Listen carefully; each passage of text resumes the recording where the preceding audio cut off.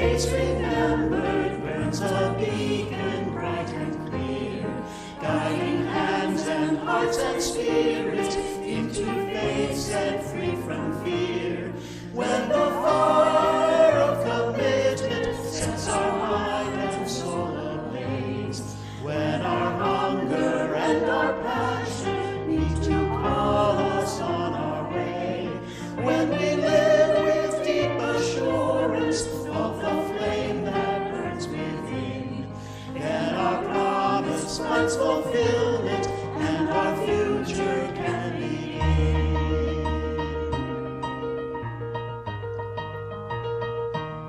From the stories of our living rings a song both brave and free, calling pilgrims still to witness to the life of liberty.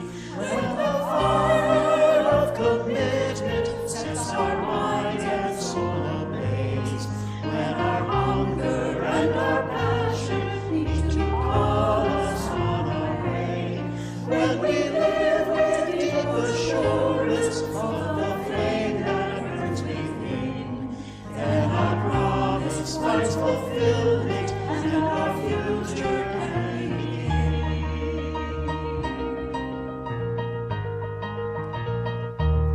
From the trees of youthful vision comes a new prophetic voice, which demands a deeper justice built by our courageous choice. When the fire of commitment sets our mind and soul ablaze, when our hunger and our passion meet to call us on our way, when we live with deep assurance of the flame that burns within, then our promise finds fulfillment and our future can begin.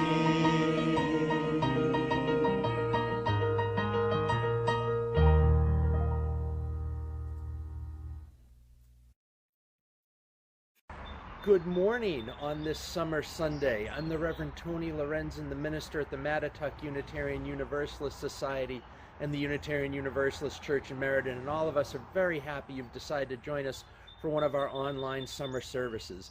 This summer we are presenting some of the great sermons from around the Unitarian Universalist universe, and we hope you enjoy some of these powerful messages. But first, we begin by lighting the symbol of our faith, our flaming chalice. And so, let us begin. We light our chalice this morning to signify the sacred nature of this time together with these words from Sobanfu Some. Community is the spirit, the guiding light of the tribe, whereby people come together in order to fulfill a specific purpose, to take care of one another. Let us worship together this morning.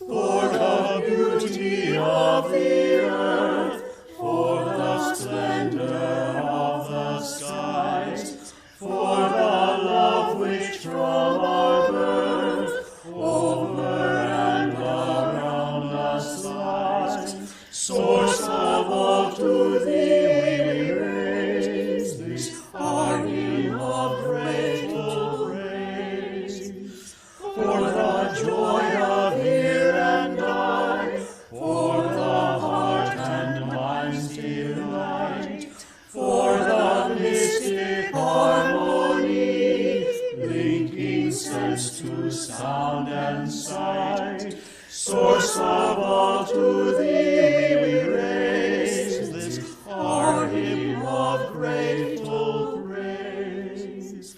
For the wonder of each hour, of the day and of the night, hill and vale and tree and flower, sun and moon and stars of light, source of all to thee we raise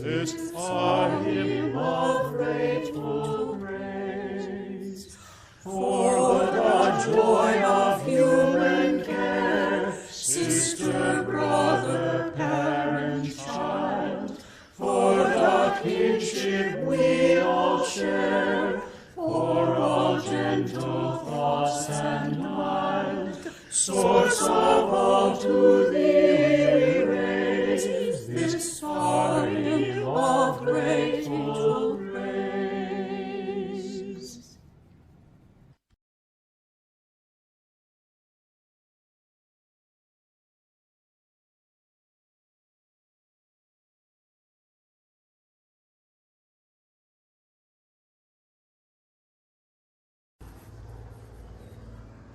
Good morning. Our Time for All Ages this morning is abridged by one written by Erica Hewitt, who is the UUA's Director of Worship Arts. It's a time of make-believe, so regardless of whether you're young or just young at heart, I'd like you to put on your imagination caps so that we can pretend together. I wonder how many joining us today are baseball fans. I'm guessing there's quite a few. I know for a fact that our minister happens to be one. How many have been to a baseball game? How many follow a team that you consider to be your team? Well, I've got some bad news, and remember, this is the make-believe imagination part, so you gotta play along with me. I've got some bad news. I've just received an advance notice and a copy of a statement that will be released tomorrow.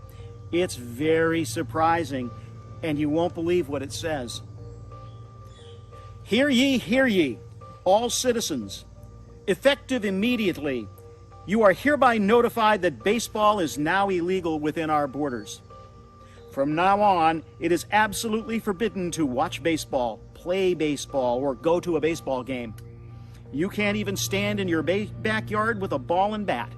If you must, buy a frisbee or kick around a soccer ball. Don't ask why. We have reasons and we mean it. No matter how old you are or what team you used to root for, you will be in huge trouble and go to jail for a long time if you watch or play baseball starting today. Baseball is going to be illegal? What are we going to do? Let's pretend. What would you do if you found out you could go to jail just for playing baseball or watching it? Some might say, I wouldn't care because I don't like baseball.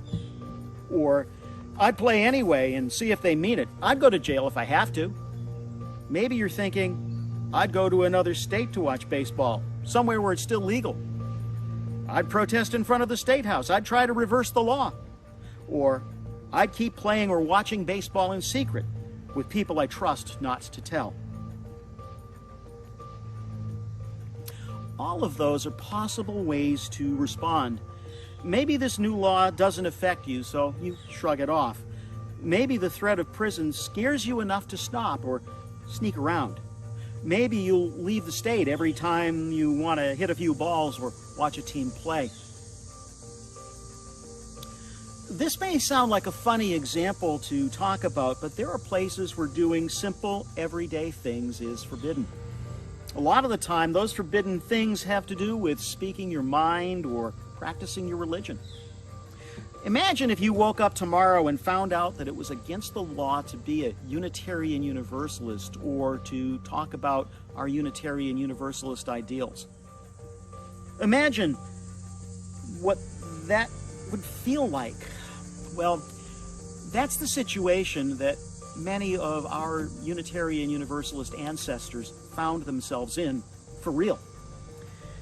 Nearly 500 years ago in Europe, people got tired of being told that there was only one way to practice religion, only one way that you could believe. They began to read the Bible and other inspirational texts themselves. They thought about it, which meant they started coming up with their own ideas and their own way of believing. A few of them were our religious ancestors. They were part of a movement called the Radical Reformation, and they liked to talk about new religious beliefs and a religious belief that today we would call Unitarian or Universalist. These brave people began practicing being Unitarians even though it was forbidden and even though they could get in a lot of trouble, and some of them did. Some of them said, I'll stop. It's not important to me. I'll go along with whatever it is I'm supposed to believe, or at least what I'm supposed to say. Some of them said, I'll be a Unitarian in secret with people I'll trust, and in public, I'll pretend to go along with what I'm told. Some of them said, I'm out of here. And they left for places where it was most dangerous to, they left the places where it was most dangerous to be a Unitarian and tried to find countries where it was safer. A few of them said, nope, I'm going to be a Unitarian anyway and talk about my beliefs, even if it gets me into trouble, because I can't deny my conscience or my faith. The truth is, we needed all of those Unitarians. The ones like Michael Servetus and Fernick David, who died because of their courage and faith. The ones who fled to other countries, like Faustus Socinus or Joseph Priestley. The ones who practiced and taught Unitarian beliefs in secret. And maybe we even need the people who said, that's not important, because they got to make a choice. You'll be happy to know that it is still safe to watch and play baseball here in Connecticut. But I hope you're also happy to be a UU. Let's be grateful for the people who throughout the past 500 years or more have made sure that we could inherit this faith and take care of it for the next generations.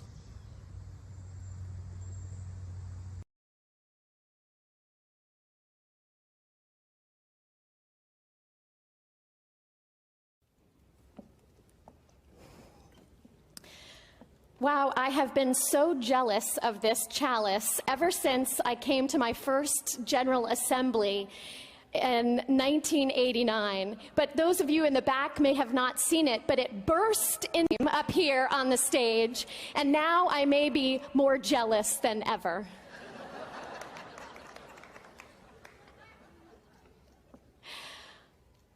On a flight from Boston to New York, I wound up in conversation with a teenager seated next to me. She was bubbly and filled with a spark. She shared the story of how she just spent the week with some fellow youth in Boston at a church conference focused on social justice. My ears perked up. Boston? Social justice? I wondered, is she a Unitarian Universalist? Not wanting to be narrow-minded about it and knowing that many other religious traditions care about making a difference, I said, it sounds like you've just had a powerful experience. Tell me, what church are you a part of? She responded, oh, the normal kind. What's the normal kind, I asked. She said apprehensively, well, you could say it's one of the Protestant traditions. Now I knew she was a UU. And I just wanted her and all of you to be able to say it to a stranger out loud. Oh, which one? I asked. You've never heard of it, she said. I finally said, you're a Unitarian Universalist, right? Her eyes widened and she exclaimed, how did you know?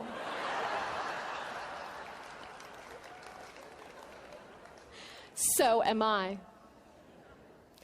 This experience and others like it have me wondering, how do we tell our story? Is the story no one will understand our religion? I can't talk about it with a stranger, especially on a plane. Is the story we are small, no one has heard of us? The person in front of me probably wouldn't be interested. What if the story changed into, this is a chance for me to share how my faith has made a difference in my life? What if it is, people are hungry to know a faith like ours exists? A faith that draws wisdom from so many traditions and professes that the divine imprint of love can be seen emanating from each and every human being. Yes, how do we tell our stories? How are we equipping one another to tell the stories of our lives and of our faith? For that matter, what are the stories we choose to tell? Who and what do we leave out? And who and what do we choose to include? Ultimately, what is the meaning that we draw from the stories that we tell? And can the meaning change? Can the story change? Many of the most treasured stories engage our imagination and plant possibilities of healing and transformation at times when hope has grown most dim and all seems lost. The Israelites crossing the Red Sea, the parable of the mustard seed, and the Good Samaritan are prime examples. When most of us think of that first story, the Israelites crossing the Red Sea, we remember two things. Moses lifts his staff, and God parts the waters. Midrash, a rabbinic tradition filling in the gaps in Torah, imagines that there is more to that story. In this retelling, nothing happens. Just when it seems, Nachshon emerges from the crowd and bravely puts one foot in front of the other, and wades out into the water until he is in, literally, over his head. His courageous act inspires others to join him, to step out into prophetic possibilities. In our second story, Kisa Gautami cannot imagine life going on after the devastating loss of her child. The Buddha sends her on a journey to hear tales of sorrow and survival that reflect her pain and remind her she is not alone. Kisa realizes on that journey that to love what is mortal comes inevitably with risking the pain of loss. And each one of us is invited in that story to seek out help when we suffer. There is no pride in going it alone. And we are also invited to be the ones who open the door to another's grief, to be present to it, and to share the story of our own lives in ways that might lead to healing. Finally, the story of the Good Samaritan is about much more, so much more, than being a good neighbor. Jesus is talking to a fellow Israelite, and the enmity between Israelites and Samaritans was legendary. I picture their looks like those that I received when I went to Fenway Stadium, Boston Red Sox country, in full Yankee regalia.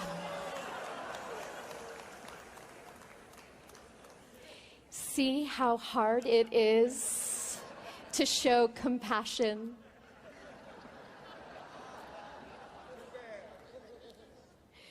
It is therefore shocking to hear that it is a Samaritan who cares for the beaten man, who carries him to the inn, and who promises to pay whatever the cost.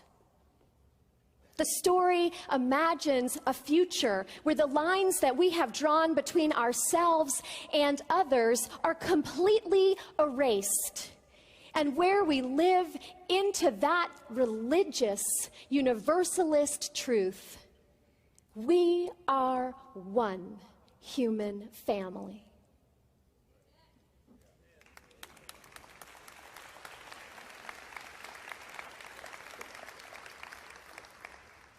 Wisdom tales remind us the stories we tell matter. They have the power to shape who we are and who we will become. As Unitarians, we lift up stories that call us to live into the spark of divinity and the depths of humanity that resides in each one of us. As Universalists, we lift up stories that have us act out that belief over and over, that we are interconnected and our fates are intertwined. And as religious liberals, we are so blessed. We get to choose guiding stories from so many sources: sacred texts, literature, science, nature, the deeds of our ancestors, and even the pages of our very own lives.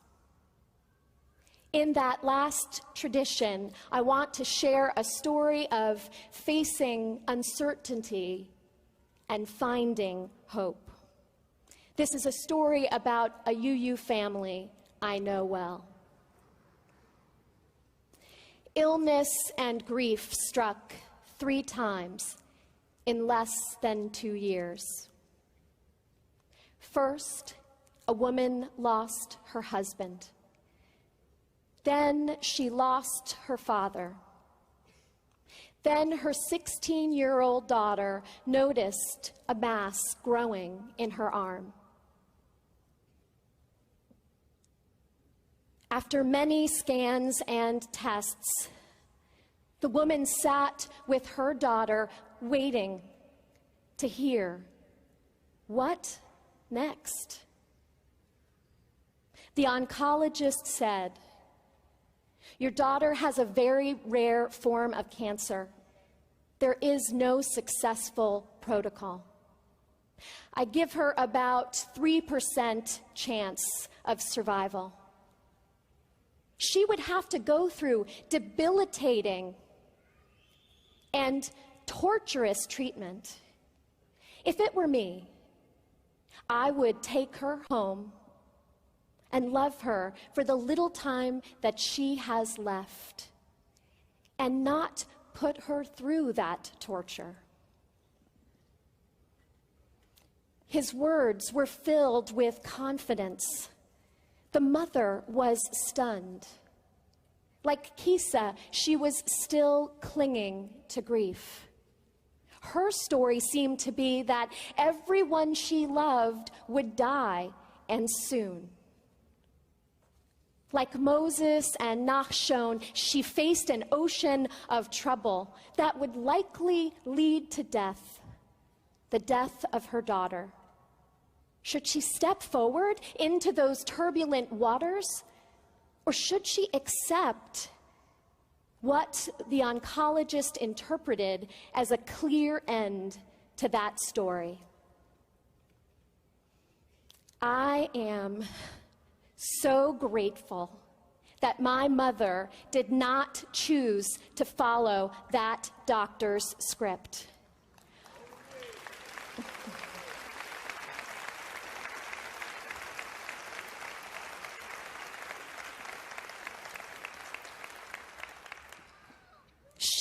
My mother and I visited another doctor who looked at all the same tests and spoke of the same dire possibilities, but who told a different story. She said, I need to be honest with you. There is no successful treatment for this cancer. However, let's go on an odyssey together and try to figure something out. Any chance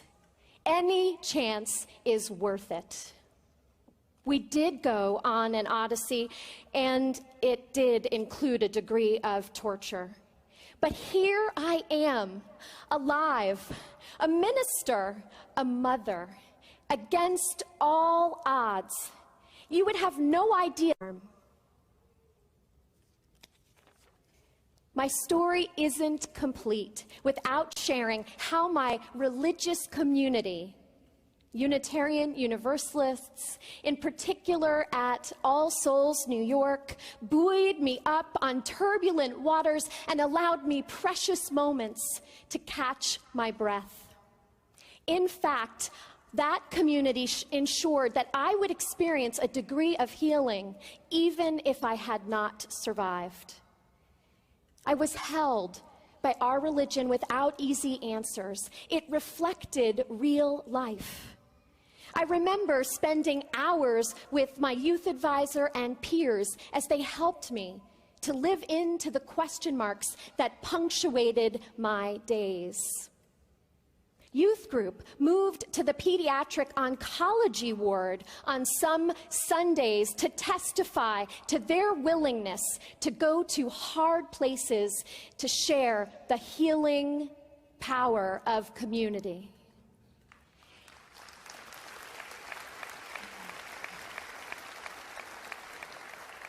And it gets better because you were in this story. I was here at General Assembly the week before I started chemotherapy, and I sat right there. Is that where the youth caucus is? Right over there.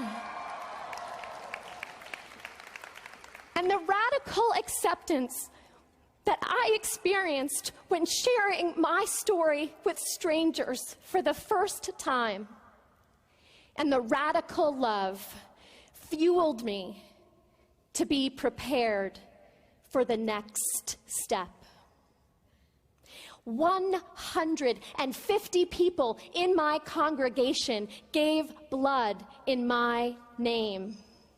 Quite literally, I am here in part because Unitarian Universalists were willing to give a piece of themselves so that I might live. These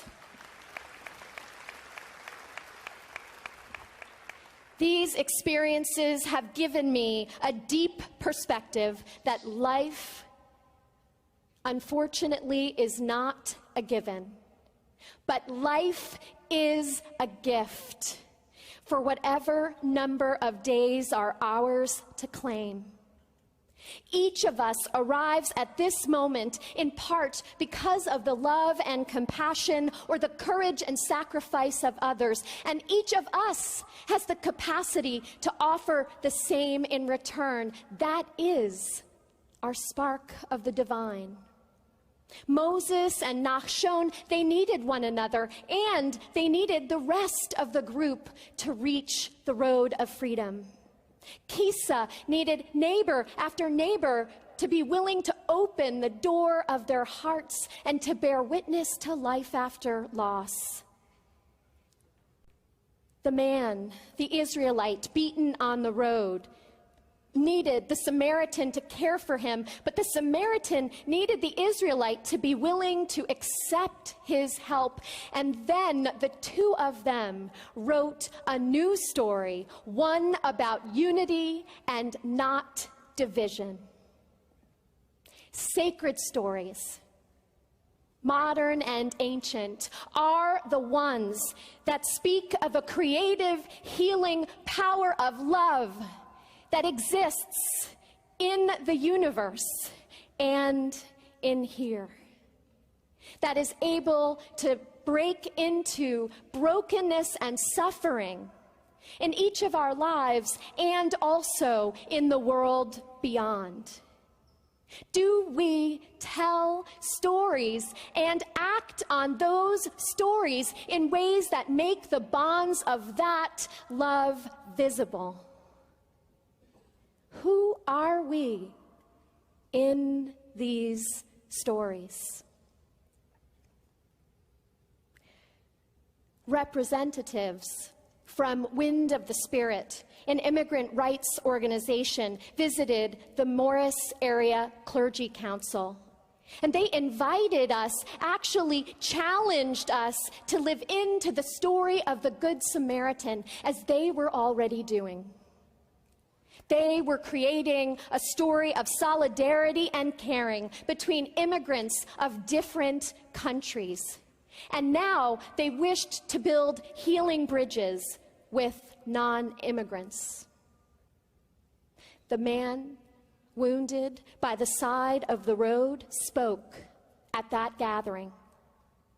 He is a day laborer who waited by the train station in Morristown, New Jersey, with many others hoping to find work. A landscaper picked him up and took him to a job site where he became injured.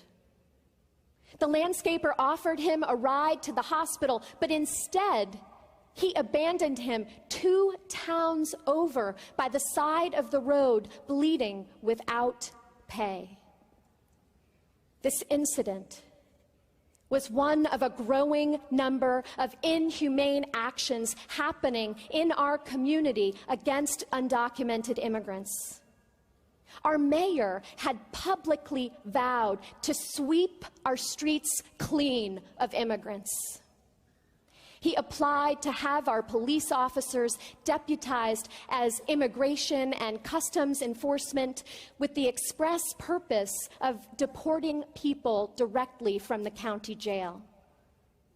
The mayor presented this plan at a town council meeting. There was a visible line of separation that day as white members of the community lined up at the pro mic and Latino members of the community lined up at the con mic. Immigrants shared story after story of false arrests, of raids to their homes, of the separation of families, and of the propensity that officers had shown to point their guns towards unarmed people, even stories of this happening with children. Like the travelers who walked past the beaten man in the road, the town council members averted their eyes. They asked few questions. While I wasn't sure whether my words would suffice, I felt called to speak out. I joined the immigrants at the con microphone and began. Mayor, as a person of faith, I believe that this plan will further divide rather than unite our community. We have more work to do of listening to all of our residents, of cultivating compassion, and of coming up with a solution to benefit all. I lifted up the history of racial profiling, and I countered his narrative that fewer immigrants is good for the economy. During the break, the bully, mayor, shook me by the arm and shouted, "How dare you speak against me in public?" When the meeting, when the meeting resumed, he began a tirade. How will that woman minister feel when the next woman in our town is raped? Lines chillingly close to those the shooter shared in Charleston. He continued with a racist set of points that I won't share. I guess he did not appreciate my restorying of his narrative. After the meeting, I was asked to visit with a family in urgent need of a pastor. I spent the rest of that evening in prayer with a mother and child the night before her mastectomy, without her husband present, because he was in the jail awaiting deportation on loitering charges. My heart was broken, and my eyes were fully open. It was time for us to change the story. Thankfully, many others, clergy and lay people, including from the Morristown Unitarian Fellowship, immigrants and citizens, were ready to cross lines and cross turbulent waters to fight for justice. When the Pro-America rally was organized on the town hall with hundreds and hundreds in attendance, we were ready. We showed up in even greater numbers and demonstrated through nonviolent protest our fervent belief that all people are children of God. After that rally, we coordinated an educational campaign to shatter myths about undocumented immigrants. Then we formed a worker center task force with a vision of connecting immigrants and citizens with work that paid fair wages, inclusive of connecting women to work, a population so often left out of these centers. I was honored to co-chair this collaborative effort, this partnership between immigrant rights organizations, the interfaith communities, and other nonprofits. The mayor did his best to thwart our efforts. He said we were wasting our time. He said we would never do it. We would never get our diverse community to come together. He leveraged every bureaucratic roadblock that he had up his sleeve.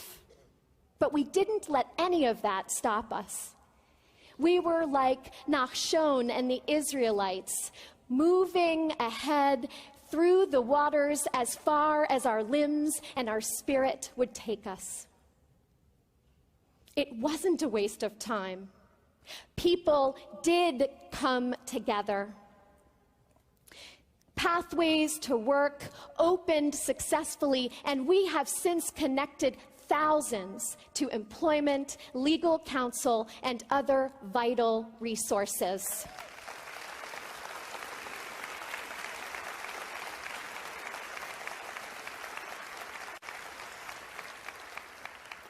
And I can't help but throw in, a new mayor was elected at the next election.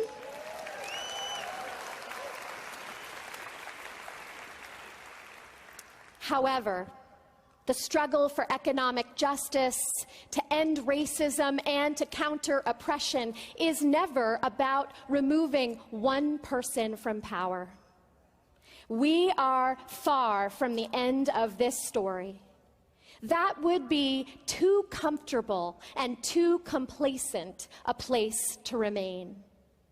No, it is about the continuous work of disrupting narratives of privilege that are woven into the fabric of our society and our institutions in Morristown and every town,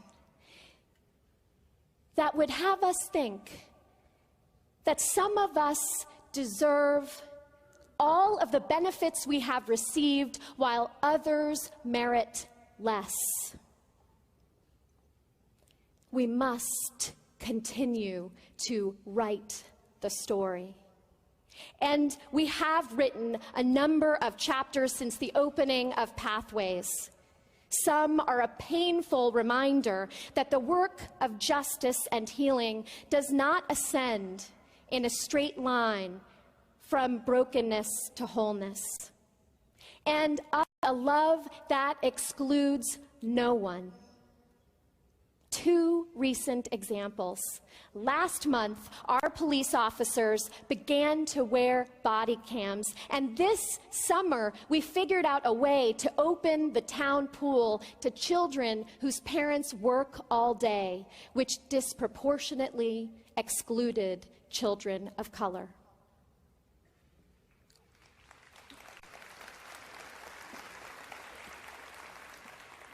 What are the stories that you and your congregation are living into?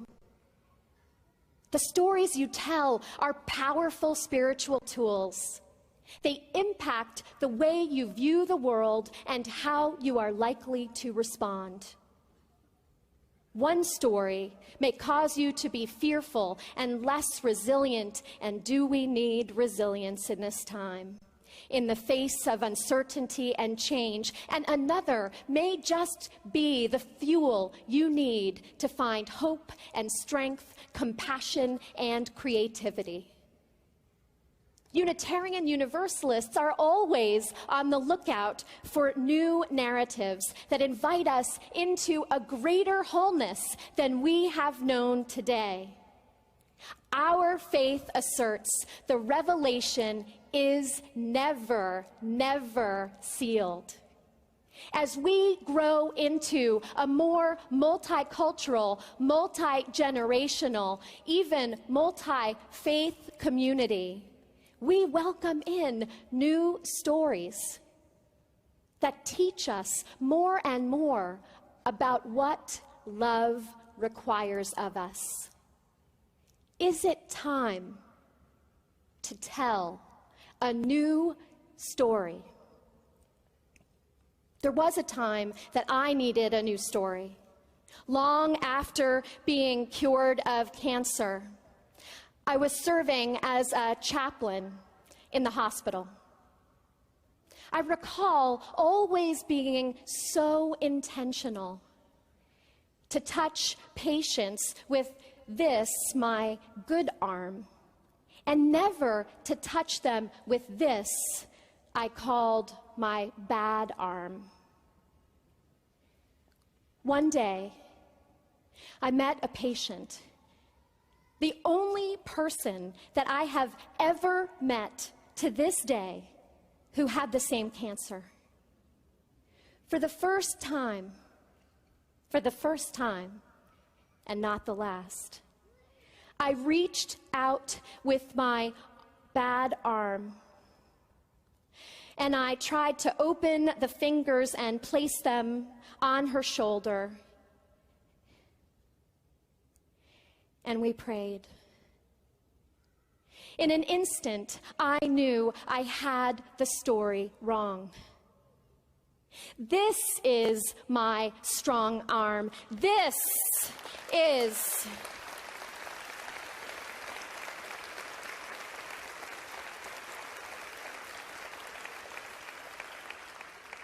the one that knows a lot about pain and loss and so much about healing. This arm embodies strength, and what's more, these two arms embody my fullness as a human being. This is my healing arm. You too have known suffering. You too have known healing.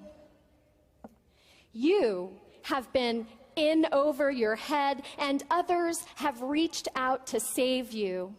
You have seen others in pain, and you have reached out to save them. These are our stories. Tell your story with pride, with hope. Find meaning in the broken places. Raise your arms to the sky. You shall make way for freedom. We shall make way for justice. Together, your strength and my weakness, my strength and your weakness can find a way through turbulent waters. Let us learn to tell new stories each and every day. Here's a delicious one from this week. Marriage equality is finally here.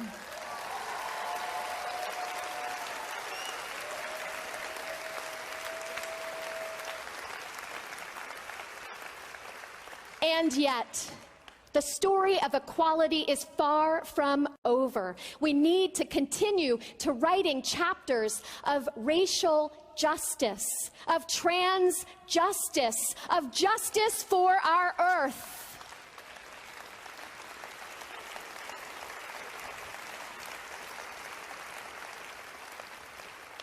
Oh yes, let us weave new tales, a new revelation, And let us live into that promise with the precious day that is ours to claim.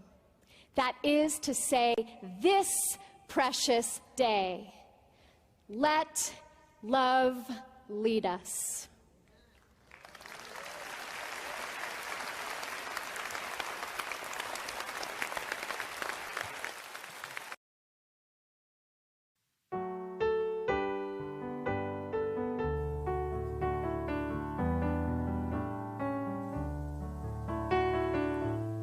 We are living neath the great big dipper. We are washed by the very same rain. We are swimming in the stream together, some in power and some in pain. We can worship this ground we walk on, cherishing the beings that we live beside. Loving spirits will live forever. We're all swimming to the other side. I am alone and I am searching, hungering for answers in my time. I am balanced on the brink of wisdom. I'm impatient to receive a sign. I move forward with my senses open. Imperfection to be my crime. In humility I will listen. We're all swimming to the other side. On this journey through thoughts and feelings, finding intuition my heart. I am gathering the tools together. I'm preparing to do my part. All of those who have come before me, and together and in my life, loving lessons that I will follow. We're all swimming to the other side. When we get there, we'll discover all of the gifts you've been given to share have been with us since life's beginning, and we've never noticed they were there. We can balance on the brink of wisdom, never recognizing that we are right. Loving spirits will live together. We're all swimming to the other side. We are living neath the great big dipper. We are washed by the very same rain. We are swimming in the stream together, some in power and some in pain. We can worship this ground we walk on, cherishing the beings that we live beside. Loving spirits will live forever. We're all swimming to the other side. We're all swimming to the other side.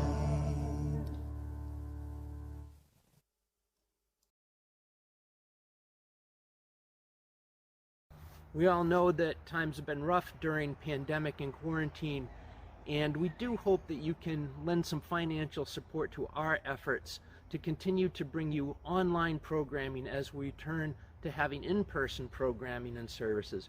We truly appreciate everything you can give. Thank you so much.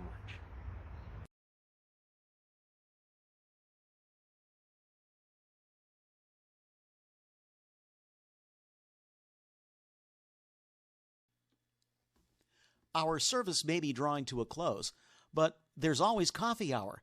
Please pour a cup of your favorite beverage and zoom on in. Join us for coffee at go.uucentralct.org/coffee. That's go.uucentralct.org/coffee. We'll see you in a few minutes. Thanks for being with us this summer Sunday morning. We hope you enjoyed our message and our service today. We wish you a wonderful summer. Remember that even though the chalice is out, we take that flame with us in our hearts wherever we go. Go in peace, holy ones. We'll see you soon.